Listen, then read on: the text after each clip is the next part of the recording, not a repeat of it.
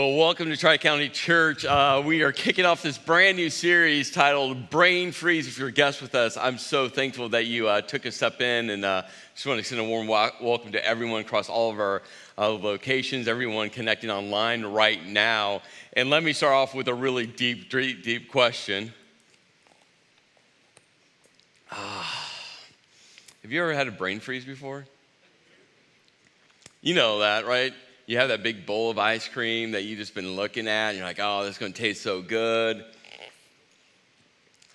You have a nice Slurpee that's filled with sugar and other chemicals, but it tastes so good. I know some of you are like right now, like, where's mine? Right? You get that cold glass of ice water on a hot day, and you're like, and all of a sudden you feel it, right? And once you feel it, it's too late.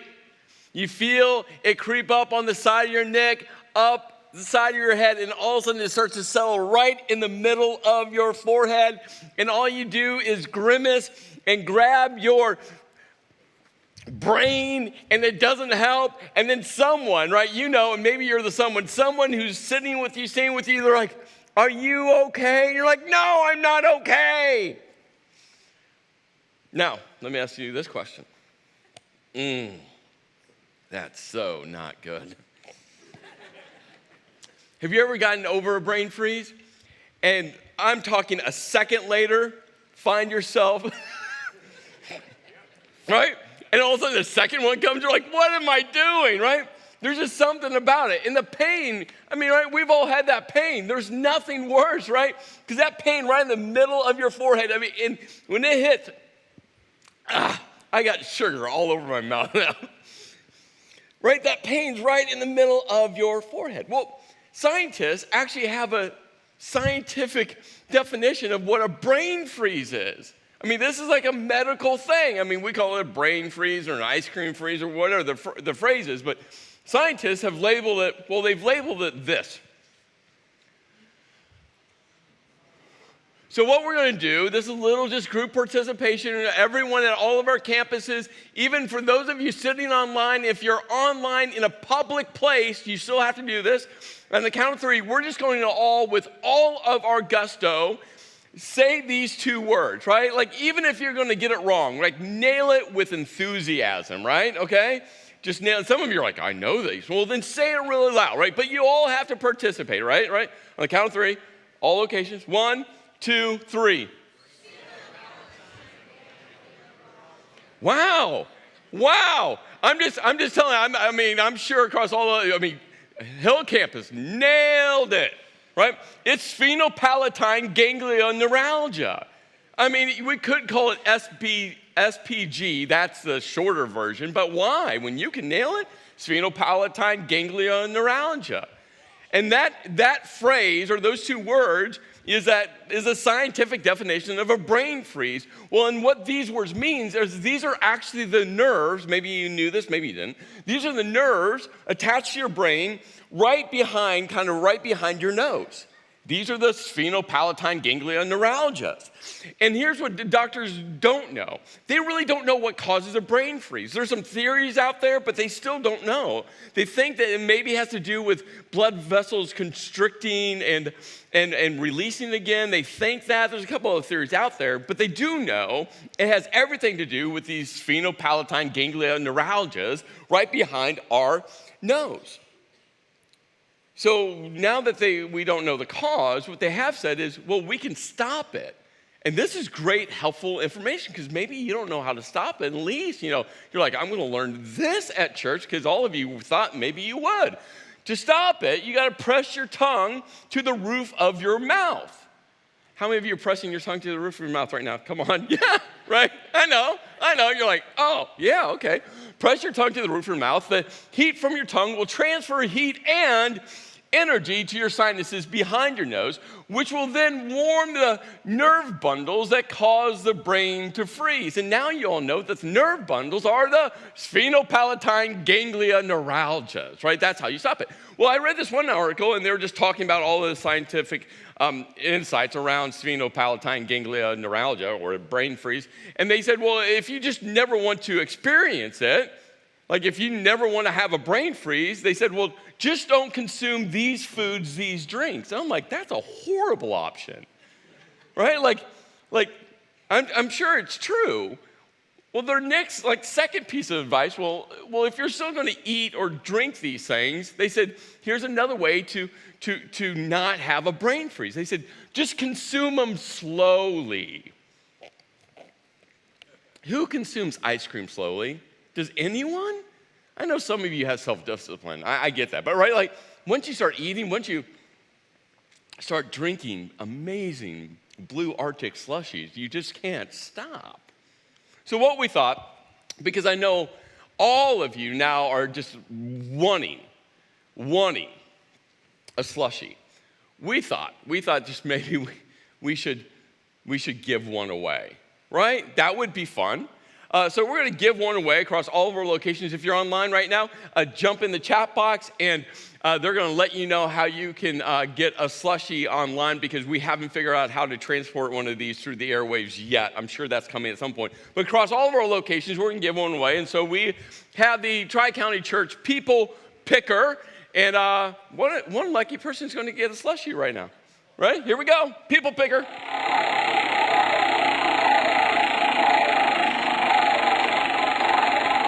Right side of the room, which will be over here. And it must be a girl. Yes, ladies. Fourth row, from the back. The third person from the right. Good luck. Someone gets one.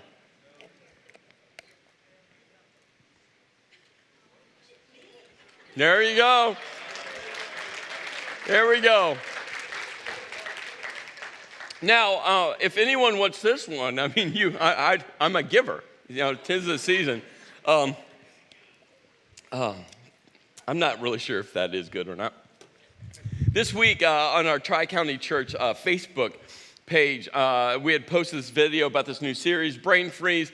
And a guy named Sam commented on there. And when he commented on there, Scott, who facilitates that Facebook page, Scott jumps on and basically, makes fun of me, which is okay. I'm really good with that. And he basically said, Sam, are you trying to help Chris with message content? And I'm like, I could use all the help I can get. And then I read what Sam wrote, and what he wrote was just genius. And I really think it's really at the core of what this entire Brain Freeze series is all about. This is what Sam wrote. Sam said, occasionally you need a checkup from the nick up to stay on a positive path in life. And I'm like, that's what this series is about. And maybe not just occasionally, maybe consistently, we all need, right, a checkup from the nick up to stay on the positive path, because our brains, our minds, this is for all of us. Our mindset either will allow our lives to soar or will lead us down a destructive path. And we've all been on both of those trajectories. And what's incredible is the Bible gives us so many amazing insights on how to take our minds and position in a way that will cause our lives to soar.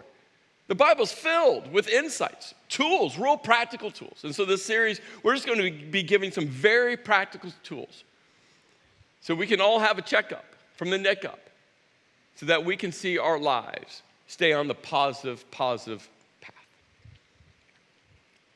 There's 5 zones, what I call 5 zones of negativity. And probably most of our negative thoughts are attached to one or multiple of these zones. And so here's what I want to encourage you to do. As I make my way through these 5 zones, grab a note card. You have note cards in the front of your seat pockets, or maybe grab one behind you.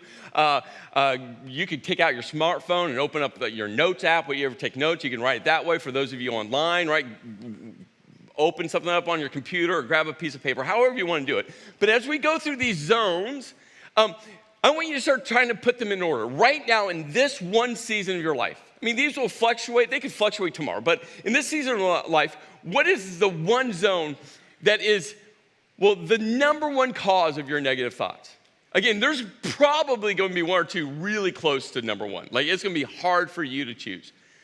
But try to, as we go through these five, go, yeah, this season right now in my life, this is a zone that's creating most of my negative thoughts. And then I'll let you know what to do with it in a moment.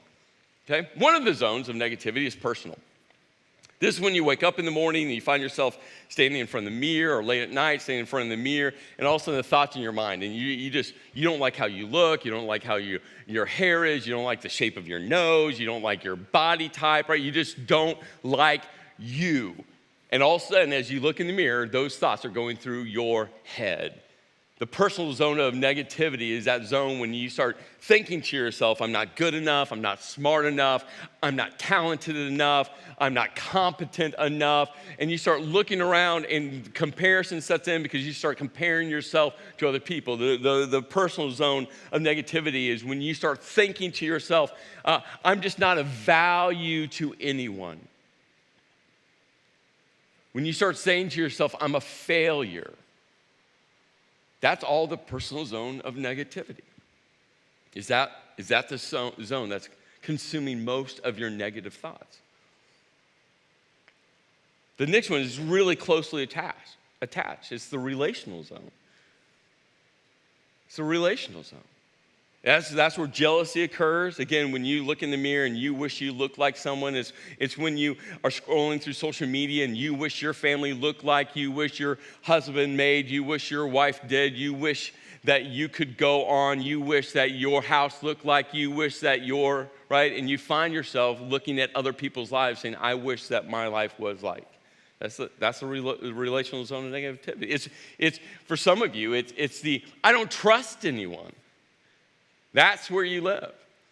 People have hurt me, and because people continue to hurt me, now I just block everyone out. For some of you, you've attached that to religious people, Christian people, church people, whatever word you want to attach there, but you're like, yeah, all of them are hypocrites. That's why I don't go to church. That's why I didn't want to come today. Today I don't want to come to church because all those church people are hypocrites. Don't want to be around them. It's the relational, though. The holiday season is upon us. And for some of you, it's just your family.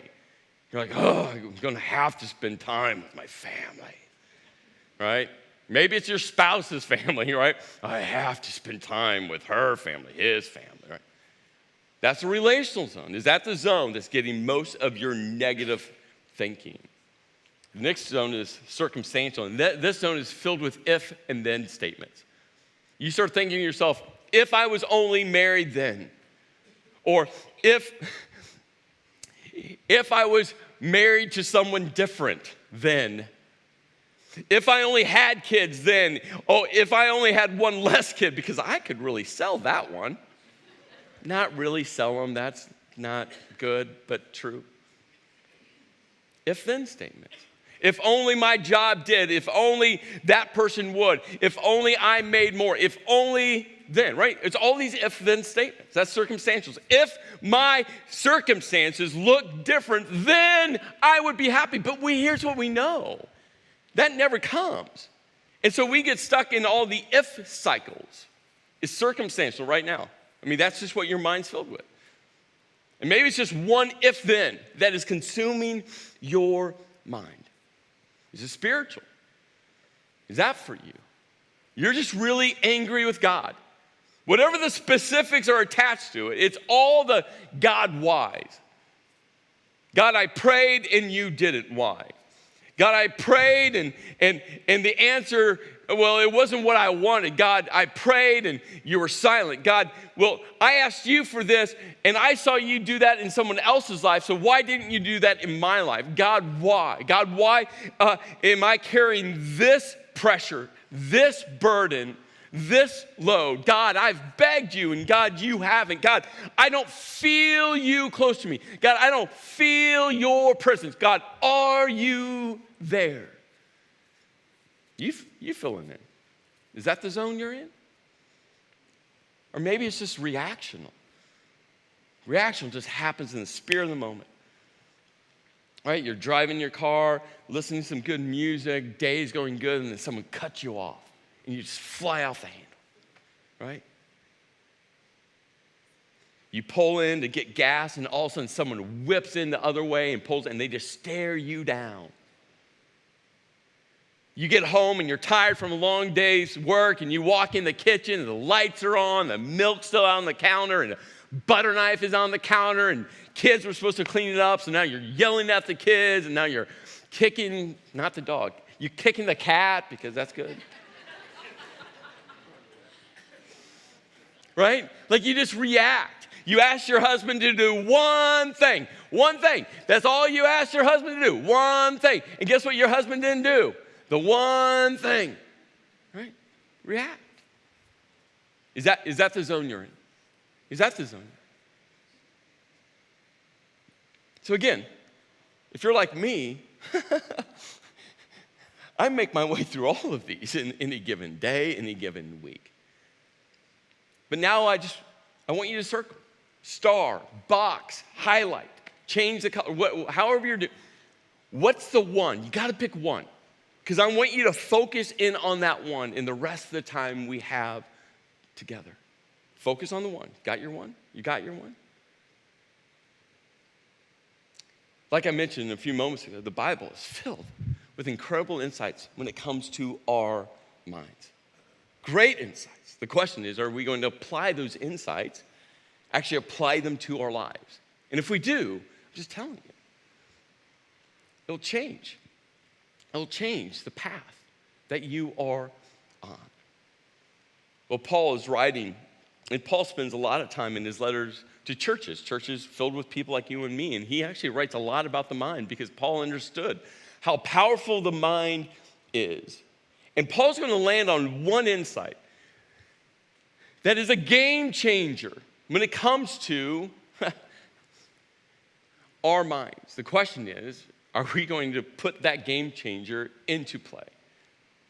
But before we get to that game changer, well, Paul has some great insights leading up to it. Paul starts to write. He goes, therefore, if any encouragement from being united with Christ. And let me highlight, Paul's not questioning the church in Philippi, like he's assuming that they are doing these things. So these are really positive statements. They're not negative statements. He's like, hey, if you have encouragement from being united with Christ, and he's like, and I know you are. If any comfort from his love, and he knows that they have comfort from his love. If any common sharing in the Spirit, if any tenderness and compassion. You think about all of those statements. And again, Paul is just emphatically saying, hey, I know these things are true for you. And then he gets to the then statement. He goes, then, make my joy complete. Now, we got to be very careful with that statement because it could seem like Paul's saying to this church, this gathering of people, that he needs them to be joyful. Well, that's not true because Paul's joy is completely tethered to his relationship with Jesus. That's why when you name Jesus the subject of your life, it's a game changer. It's a game changer because now your entire life starts to orient around Jesus. And Paul knows that his joy comes from being tethered with Jesus. So you have to ask, so what does he mean here? Think about it this way. Say you got this big caramel hot fudge sundae. You know, not the small little dish because you're counting points and calories and you have to be on your best behavior. I'm talking like you're going for it, right? I mean, they just pile it all up. They put the whipped cream on top, right? You're just looking at it like, oh, this is so good, this is so good, right? The make my joy complete is that one little cherry right on top. Don't need it. But if you like maraschino cherries, which I do, right? That one little cherry, right? That's what Paul's saying. He's like, hey, my joy is tethered with Jesus. But guess what? When we do life together in this type of way, right, there's completeness. That's why negative thoughts around your relationships, especially if you're shoving people away because you've been hurt so much, you're not going to have complete joy because God has designed us for relationships, even relationships that hurt us. And Paul's like, yeah, completeness comes because God's designed us to do life together, even when people hurt us. By being like-minded, not robots. He's not saying like we all have to think the same way. We all have to have the same perspective. We all have to vote the same way. Right? No, he's not saying that. Being like-minded means when you name Jesus the subject of your life, Jesus unites us as one because of Jesus. That's what he's saying. Jesus unites us, one, because of him. He's being like-minded, having the same love. The same love as who? Jesus. Being one in spirit. Why? Because when you, again, connect to Jesus, right? God the Spirit indwells you, fills you, and of one mind. Of one mind. And then he goes, do nothing out of selfish ambition or vain conceit. Rather, in humility, do what? Value others. Lift others above yourselves. Not looking to your own interests, but each of you to the interests of others. Again, and Jesus just modeled these things. He just modeled. I mean, that's what the cross was all about. Jesus lowering himself to death to lift everyone up. And then Paul lands, and here it comes. I mean, it is a path when it comes to our minds. But it's weighty. He said, in relationships with one another. And Paul was specifically talking about Christ followers within a church context. This is what this letter was for. Now, this should be applied to every relationship. I'm just letting you know. So if you have that angst, like your difficult step into a church because you're not sure about this whole God thing, Jesus thing, but your difficult step it was relational negativity attached to all Christians being hypocrites, which I know is real. If that's you, I just want you to, this is what Paul is writing to those Christ followers, to us. He goes, in your relationships with one another, and here's the statement, have the same mindset as Jesus. Have the same thought process as Jesus. Have the same understanding as Jesus. But there's another word that gets attached to this ancient Greek word mindset. It means to direct your mind, to direct your thoughts. Right? That's something you do. You do. Have you ever said, well, that person made me feel that way? We all have. What I hope you're going to see is no one really can make you feel that way. You choose. You choose to allow what they say. Hey, get it. I understand this. I understand this full well.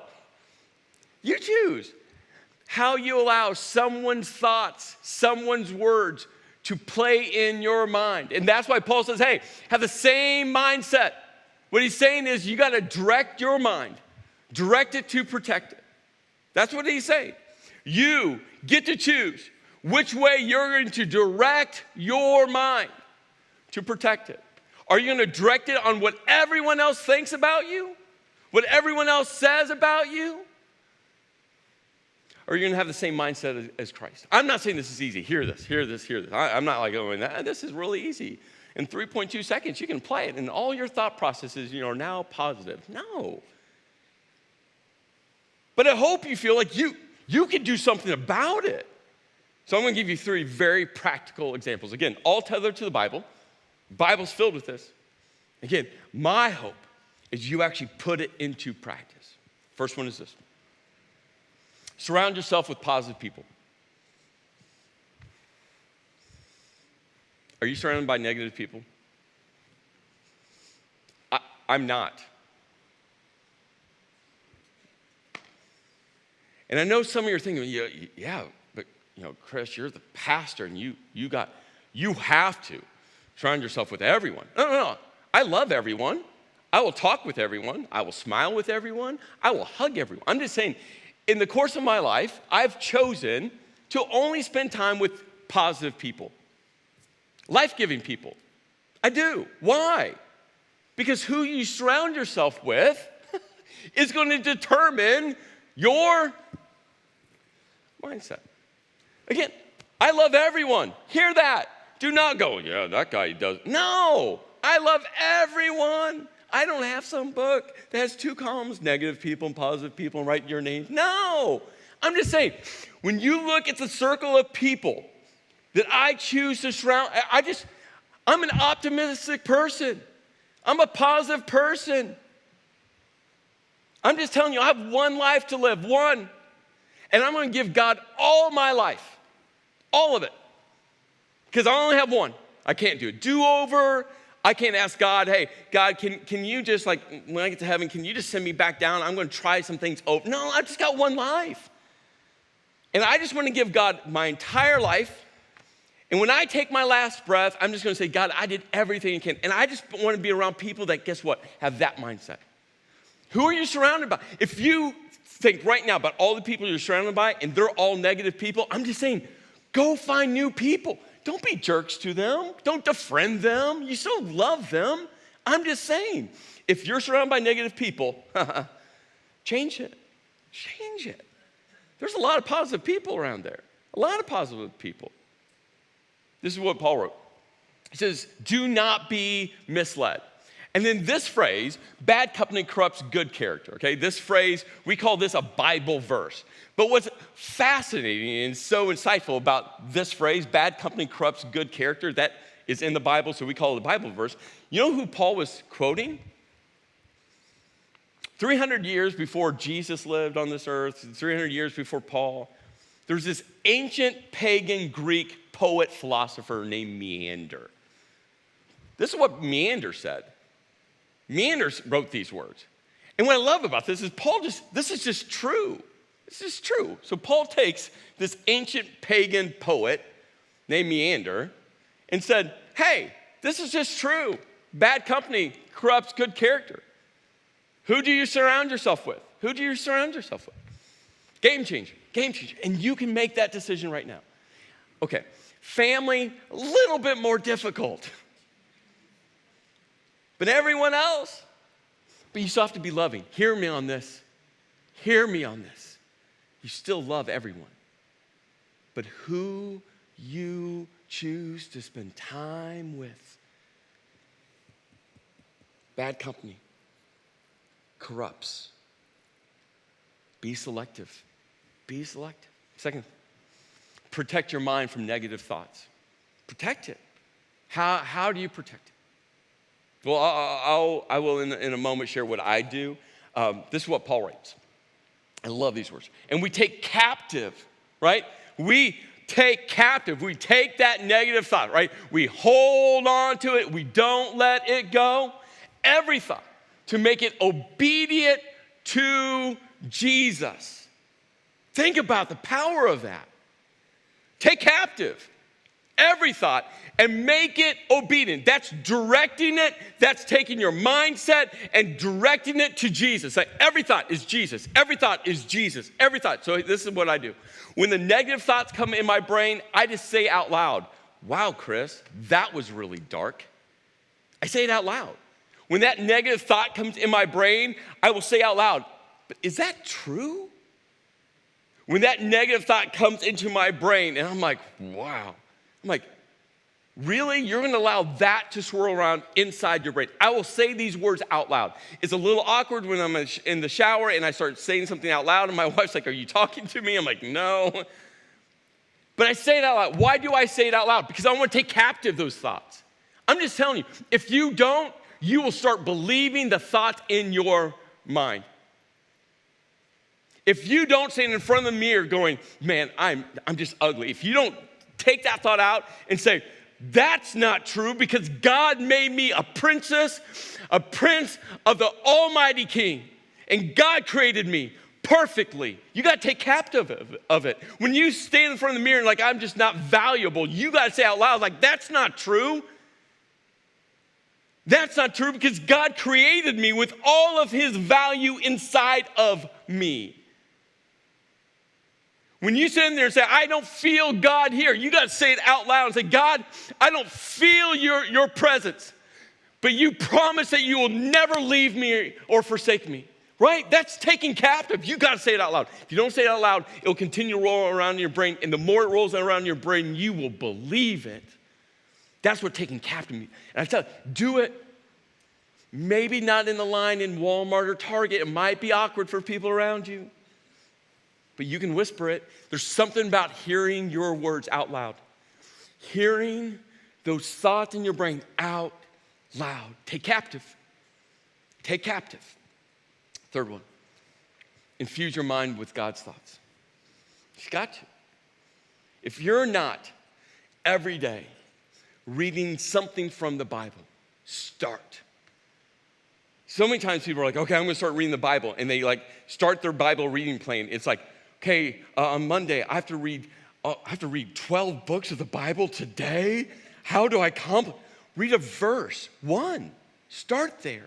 Infuse your mind with God's thoughts daily. You can do that. Down the YouVersion app, start a Bible reading plan. You might not understand everything you read. Guess what? I don't understand everything I read in the Bible.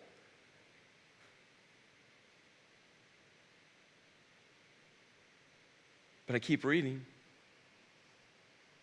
And over the course of years, new insights. Paul wrote this list in Philippians 4:8. And this is the list. Everything that's true, noble, right, pure, lovely, admirable, excellent, praiseworthy. Think about these things. But remember, half true is still false. 80% true, still false. What's true? What's true? What has God said about you? That's true. You got to hold on to truth. What's noble? Again, partly noble, not noble. What is noble? What is right? What is pure? What is lovely? What is admirable? What is excellent? What is praise? Like these are the things. Infuse your mind with God's thoughts. And that's why Paul wrote such a powerful insight. He said, in your relationships, have the same mindset. Direct your thoughts. Direct your mind. Direct your brain to Jesus. And then he goes on and he says, who being in the very nature of God, did not consider equality with God something to be used to his own advantage. Rather, he made himself nothing by taking the very nature of a servant, being made in human likeness, and being found in appearance as a man, he lowered himself by becoming obedient to death, even death on a cross. Therefore, God exalted him to the highest place and gave him the name that is above every name, that at the name of Jesus, every knee should bow in heaven and on earth and under the earth, and every tongue acknowledge that Jesus Christ is Lord, to the glory of God the Father. You got to direct it to protect it. You have to. And it's going to be difficult. If your mind is like my mind, those thoughts come with a fury and a flurry like no other. I'm just telling you, personal life experience.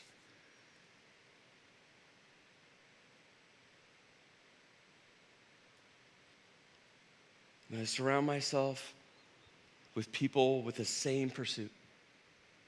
That's what I mean by surround yourself with positive people. People who are pursuing a life reflecting Jesus. Not with words, with actions.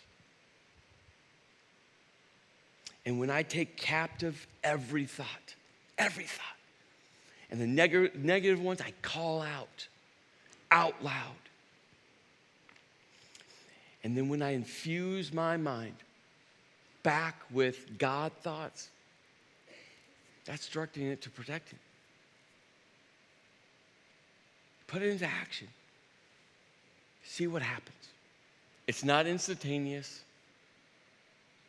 It's not like, okay, today you leave and you're like, I'm going to do it and everything's going to change. I'm just saying, as you make this a daily habit, those negative thoughts are going to be easier and easier to position and deal with. Still difficult. Trust me. I'm just telling you. So this week, when that thought enters your mind, you know those thoughts. Ask yourself the simple question, is it Christ-like? That's the question. Is it Christ-like? Is it Christ-like? Let's pray. Lord, I thank you for giving us such incredible insights. Because God, you created our brain. You know the power that it can give life, to speak life into people, to speak joy into people, to speak encouragement into people, to uplift people, to come beside people, to weep with people, to share in sorrow with people. You understand the power of our mind that you created, but God, you also know that there's a force working against that. And so, Lord, I just pray for all of us that we'll direct our mind to your Son, who lowered himself by dying on a cross so that we may be lifted up. Lord, I pray that we take captive of every thought, making it obedient to Jesus. In your name I pray, amen.